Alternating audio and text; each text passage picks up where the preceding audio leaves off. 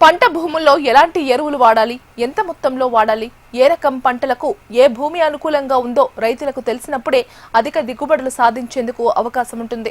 భూసారాన్ని ఖచ్చితత్వంతో పరీక్షించినప్పుడే ఎరువుల వినియోగంపై అంచనా వస్తుంది. అయితే వ్యవసాయంలో ఎంతో కీలకమైన భూసార పరీక్షలను ప్రభుత్వం ఏళ్లుగా నిర్లక్ష్యం చేస్తోంది. కొన్ని సంవత్సరాలుగా భూసార పరీక్షలపై దృష్టి సారించకపోవడంతో రైతులు మోతాదుకు మించి రసాయనిక ఎరువులు వినియోగిస్తున్నారు. దీంతో పెట్టుబడి పెరగడంతో పాటు భూములు నిస్సారంగా మారుతున్నాయి. కొమరం భీం ఆసిఫాబాద్ జిల్లాలో 15 మండలాల పరిధిలో 5 లక్షల ఎకరాలకు పైగా సాగుకు అనుకూలమైన భూములున్నాయి. మంచిర్యాల జిల్లాలో 18 మండలాల రైతులు 6 లక్షల ఎకరాల్లో ఏటా వివిధ పంటలను సాగు చేస్తున్నారు. గతంలో ప్రతి వానాకాలం సీజన్ కు ముందే వ్యవసాయ శాఖ భూసార పరీక్షల కోసం శాంపిల్స్ సేకరించేది. విశ్లేషణ తర్వాత ఫలితాలు తెలిపేవారు.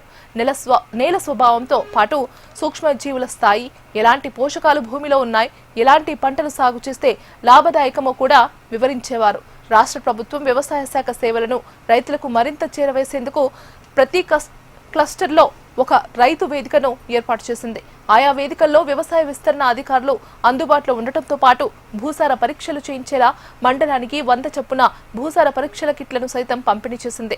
సాగు భూముల్లో నమూనాలు సేకరించి భూసార పరీక్షల అనంతరం ఫలితాలను రైతులకు తెలియజేసేవారు. అయితే ప్రారంభంలో అందించిన రసాయనాల సరఫరా నిలిచిపోవడంతో రైతు వేదికల్లో భూసార పరీక్షలు పూర్తిగా నిలిచిపోయాయి.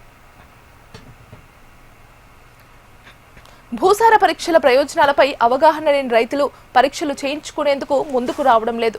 స్థానికంగా అందుబాటులో లేకపోయినా ప్రతి జిల్లాలో ఒక భూసార పరీక్ష కేంద్రాన్ని ప్రస్తుతం రైతులకు అందుబాటులో ఉంచింది. గతంలో మాదిరిగా ప్రభుత్వం వ్యవసాయ శాఖకు ప్రత్యేకంగా ఎలాంటి లక్ష్యాన్ని నిర్దేశించకపోవడంతో ఆ శాఖ అధికారులు పట్టించుకోవడం లేదని తెలుస్తోంది. రైతులే స్వచ్ఛందంగా ముందుకు వచ్చి కోరితే తప్ప పరీక్షలు చేసేందుకు ముందుకు రావడం లేదు. పంటల సాగు కాలానికి ముందు తూతూ మంత్రంగా కొన్ని శాంపిల్స్ సేకరించి జిల్లా భూసార పరీక్షా కేంద్రానికి పంపించి చేతులు దులుపుకుంటున్నారు. ప్రతి 3-4 సంవత్సరాలకు ఒకసారి భూసార పరీక్షలు చేస్తే భూమిలో పోషకాలు, లవణాలు తెలుస్తాయి. ఇంతటి ప్రాధాన్యమున్న భూసార పరీక్షలపై ప్రభుత్వం నిర్లక్ష్యంగా వ్యవహరిస్తుండటంతో క్షేత్రస్థాయిలో రైతులకు తీవ్ర నష్టం వాటిల్లుతోంది. భూసార పరీక్షలతో రైతులకు ఎంతో లాభదాయకం ఉంటుందని వ్యవసాయ సైంటిస్టులు చెబుతున్నారు. రైతులు ఈ యొక్క రసాయనిక ఎరువులను విపరీతంగా వాడుతున్నారు. దీనివల్ల రైతులకు వారి యొక్క సాగు ఖర్చు అనేది పెరుగుతుంది, నేల కాలుష్యం పెరుగుతుంది, అట్లాగే నేలలో చౌడు సమస్య మరియు ఇతర సమస్యలు కూడా పెరుగుతాయి. కాబట్టి ప్రతి ఒక్క రైతు భూసార పరీక్షలు చేసుకున్న తర్వాత దానికి సిఫారసు చేసినటువంటి ఎరువులను మాత్రమే వేసుకోవాలి. అయితే ఈ యొక్క భూసార పరీక్షలు ఎట్లా చేసుకోవాలి, దానికి సంబంధించినటువంటి మట్టి నమూనాను ఎట్లా సేకరించాలి అనే విషయం చూసుకున్నట్టయితే ప్రతి ఒక ఎకరంలో మనం 10 నుండి 12 చోట్ల ఈ యొక్క మట్టి నమూనాను సేకరించాలి.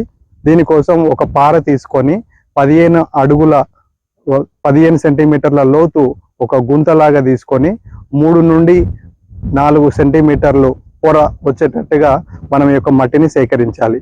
ఇలా ప్రతి గుంత నుండి సేకరించినటువంటి మట్టిని 8 నుండి 10 చోట్ల సేకరించినటువంటి మట్టిని అంతా బాగా కలపాలి.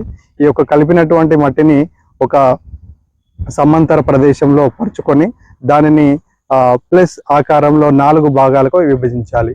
అందులో